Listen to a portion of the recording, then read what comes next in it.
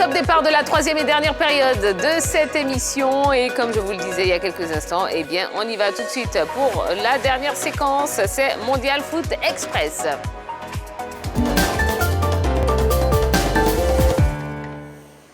La trêve internationale s'est poursuivie jusqu'à hier mardi avec d'un côté les matchs de la Ligue des Nations en Europe et de l'autre les barrages de la Coupe du Monde Qatar 2022.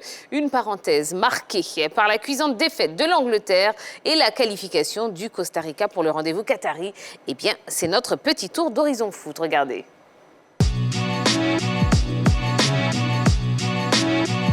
Ah, c'est vraiment un mois sans pour l'Angleterre qui a sombré face à la Hongrie, 4-0. Bon, qui l'eût cru quand même.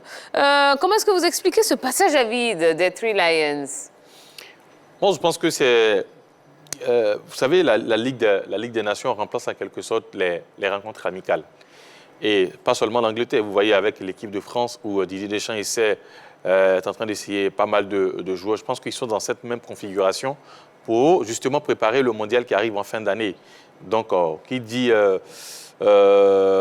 nouveaux joueurs, dit manque d'automatisme, voilà, ils sont en train de corriger pas mal de choses. Donc, je pense que c'est dans cette configuration que se trouve l'équipe d'Angleterre. Sinon, il n'y a pas péril à la demeure, je ne pense pas. Moi, je dirais plutôt, je pourrais mettre ça sur le compte de la fatigue. Ouais. Beaucoup de joueurs, beaucoup de grands joueurs ont plus de 60 matchs. Enfin, au-delà des 50 matchs. Ils n'y arrivent plus, quoi. Ils n'y arrivent plus. Et puis, ça n'a pas un grand intérêt, honnêtement, pour les sportifs de haut niveau, les footballeurs de haut niveau. Ça n'a pas un grand intérêt. Et puis, à côté de ça aussi, les uns et les autres ont peur de manquer même physiquement la Coupe du Monde qui va se jouer en novembre prochain. Donc, les uns et les autres font des calculs que peut-être que certains ne comprennent pas, mais moi, je pense que c'est beaucoup plus dû à la fatigue pour une équipe comme celle de l'Angleterre. Parce que quand on regarde les joueurs anglais, on se rend bien compte que, voilà, en termes de valeur intrinsèque, ces joueurs hongrois ne valent pas les Anglais. Même si cette défaite-là, force est de reconnaître quand même qu'elle est historique. 4-0. Vraiment, 4-0 à domicile.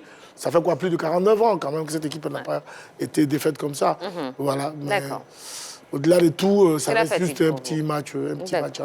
Je voudrais qu'on parle rapidement de l'Italie, puisque je regarde l'heure également. Ça file.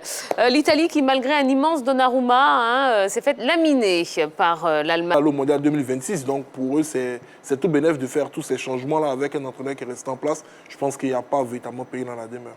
Comment est-ce que vous entrevoyez la bataille à distance, quand même, entre les Pays-Bas et la Belgique, pour le contrôle du groupe 4 ?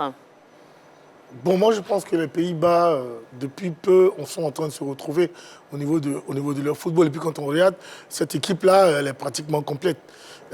Pareil aussi pour cette équipe belge. Eux encore, ils sont en train de compter sur leur groupe, leur véritable groupe, pour pouvoir jouer la Coupe du Monde. Alors que les autres nations, comme voilà, l'Angleterre, la France et autres, là, sont en train de tourner tous les joueurs pour voir ceux sur qui on pourrait compter durant la prochaine Coupe du Monde. Donc, pour moi, les Pays-Bas, oui, sont une superbe nation qui pourrait ravir la première place dans ce groupe-là. Et on termine avec le Costa Rica, qui est la dernière nation qualifiée pour la Coupe du Monde Qatar 2022. Quelle est la force justement de cette sélection qui est présente quand même à ce rendez-vous mondial pour la 3e fois d'affilée, Henri Jo?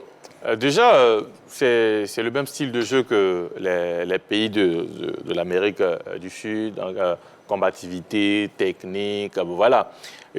Malheureusement, pour ils sont passés par les barrages pour pouvoir se qualifier face à une équipe de Nouvelle-Zélande qui quand même a posé des problèmes parce qu'après l'ouverture du score, ils ont égalisé derrière. Mais bon, l'équipe de Costa Rica, grâce à un joueur comme Joel Campbell, grâce au portier Keylor Navas, voilà, du Real de Madrid et qui est passé au PSG, quand même avait plus de certitude en son sein. Donc je pense que c'est plutôt la hiérarchie qui a été respectée dans ce match entre Costariciens et Néo-Zélandais. Moi, je pense qu'une équipe comme Costa Rica a joué déjà les barrages, même c'est un faux pas. Parce que c'est une grande nation de football, contrairement à la Nouvelle-Zélande.